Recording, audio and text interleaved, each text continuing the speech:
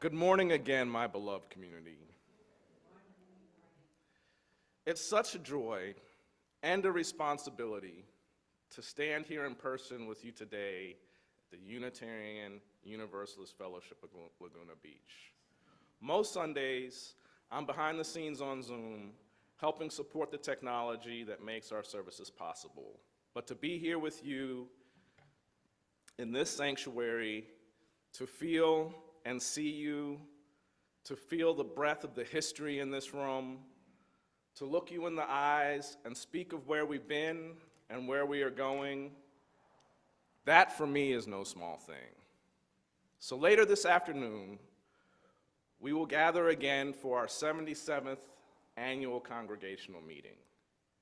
77 years of building, of believing, of becoming.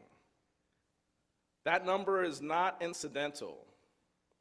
In a country that erases faith communities that look like this, free-thinking, justice-seeking, spiritually curious communities, it is no small miracle that we are still here. But the miracle is not magic. It is a result of work, of choices, of a refusal. I just shot to the end of my script. I am so sorry, you guys. Of the refusal. Oh, it's long. You guys are going to be here for a while.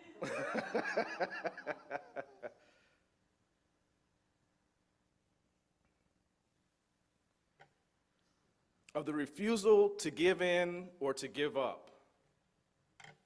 That is what we mean by stewardship. And that is why today we're going to talk about change. Because there is no stewardship without change. And there is no change without courage. When I was in second grade, my family moved to Huntsville, Alabama. I attended a Seventh-day Adventist school through 7th grade. One of our required courses was Bible class. And it was there that I first encountered a story that would follow me the rest of my life, the parable of the talents. As a child, what I heard was simple: use what you've been given, but as I've grown older, and as I've learned what it means to lead, to carry history, to live inside a black body in a country that still doesn't fully see me, I hear more in that story now. I hear not just a parable, I hear a provocation. Let me read it to you as it is written in the New Revised Standard Version of the Bible. And let me offer one important note before we begin. In ancient Rome, a talent was a large unit of currency. We hear the word today and think of gifts or skills, but in this context, it was wealth. One talent often equaled 15 to 20 years of a laborer's wages. So when you hear me say talent, think not of singing or painting, thinking of life-changing resources, think of a lot of wealth being placed into someone's hands. Okay, so here we go, straight from the Bible. For it is if a man going on a journey summoned his slaves and entrusted his property to them. To one he gave 5 talents, to another he gave 2, and to another he gave 1, to each according to his ability. Then he went away. The one who would receive the 5 talents went off at once and traded them and made 5 more talents. In the same way, the one who had 2 talents made 2 more talents. But the one who had received 1 talent went off and dug a hole in the ground and hid his master's money. After a long time, the master of those slaves came and settled accounts with them. Then the one who had received 5 talents came forward, bringing 5 more talents, saying, "Master, you handed over to me 5 talents. See, I have made 5 more talents." The master said to him, "Well done, good and trustworthy slave. You have been trustworthy in a few things. I will put you in charge of many things. Enter into the joy of your master. And then the one with 2 talents also came forward, saying, Master, you handed over to me 2 talents. See, I made 2 more talents. His master said to him, Well done, good and trustworthy slave. You have been trustworthy in a few things, but I will put you in charge of many things. Enter into the joy of your master. Then the one who had received 1 talent also came forward, saying, Master, I knew you were a harsh man, reaping where you did not sow and gathering where you did not scatter seed. So I was afraid, and I went and hid your talent in the ground. Here, you have what is yours. But the master replied, You wicked and lazy slave, you knew, you did, that I reap where I do not sow and gather where I did not scatter.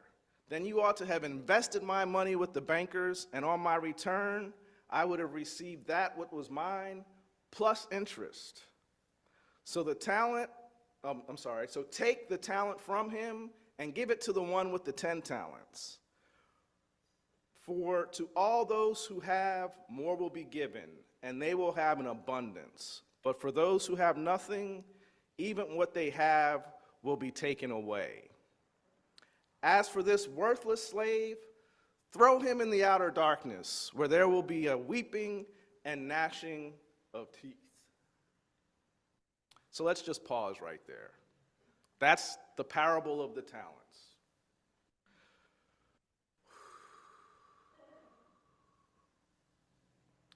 As a Unitarian Universalist, as a black man, and as someone deeply committed to the worth and dignity of every person, I want to name something plainly. Some of the language in this parable is painful. Words like master and slave carry a legacy of trauma, violence, and systemic oppression. They are not neutral. They carry weight. When I first learned this story as a child, I focused on the moral. Don't hide your gifts. Use what you've been given. That message still speaks to me.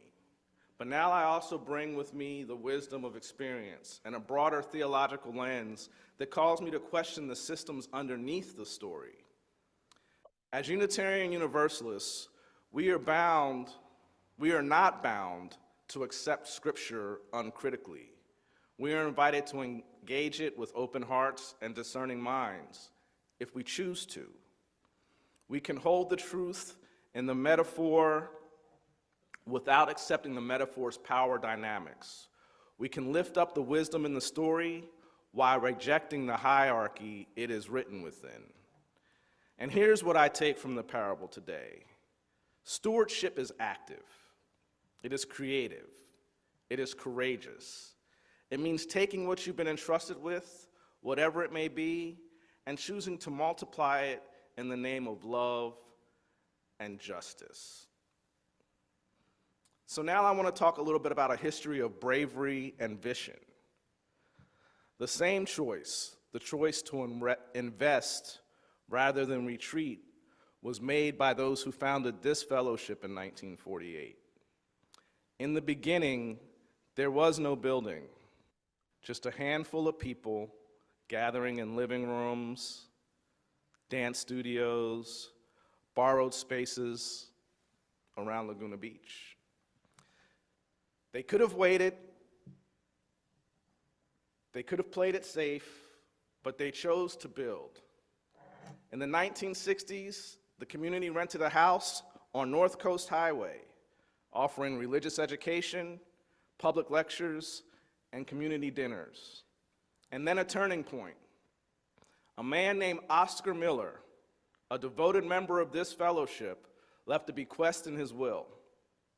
And the people of the UUFLB could have simply received it quietly, but they didn't. They took it as a call. They rolled up their sleeves, They raise funds, they dream big. And in 1973, this sanctuary, the one we're sitting in right now, opened its doors. That's stewardship. That's faith.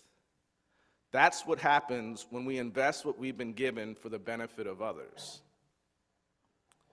So years ago, you're going to like this, Jeffrey. Years ago, while I was in law school at the University of Miami, my younger sister and her daughter lived with me for a time. And I took my daughter to several birthday parties. And at one particular birthday party, here you go, Jeffrey, there was entertainment at this birthday party. And the entertainment was a mime. And he was an excellent mime. He was outstanding. Made me think of you. Now, this mime never broke character. He was excellent. He did an amazing show all around the house and the yard. Everywhere he went, he was climbing walls and doing stuff. I can't even describe everything that he did, but he did all of it to perfection. Silent, committed, totally immersed in the performance. But at the end of the party, I was sitting near the front door. I probably had one of those red cups with water in it. But as he was leaving, he turned to me, just to me, and he broke his silence. And he said, "No change, no change." And he turned and walked out of the party. I don't know what prompted him to say it, but I've never forgotten it. Because change is at the heart of every transformation, personal and communal. And without change, we stay stuck. We shrink, we miss the call. The third servant in the parable changed nothing, and nothing changed. The mime was telling me not to make that mistake, and today, I'm telling you. So it's our moment. It's our 77th year. So now we ask ourselves, what will we do with what we've been given? Will we gather here 3 years from now for our 80th meeting? Will we still have a home, a vision, a future? What's certain is the answer is not fixed. It is not safe. It depends on whether we, like the first two servants, are willing to invest what we've been given in the future. And now, in conclusion, the beloved community that I walked into for a cup of coffee, it's our turn. Are we going to be willing to be like Oscar Miller? Are you willing to leave behind a gift so powerful it launches the next generation forward? Are you willing to pledge a little more this year? To bring a friend to this space? To say yes when asked to serve? To speak up when silence would be easier? Are you willing to be uncomfortable if it means growing this fellowship? Because let me tell you, let us not preserve the past as a museum. Let us extend it as a mission. Let us not play it safe. Let us be bold. Let us not bury what we've been given. Let us build something beautiful with it. Ashe, namaste, and blessed be.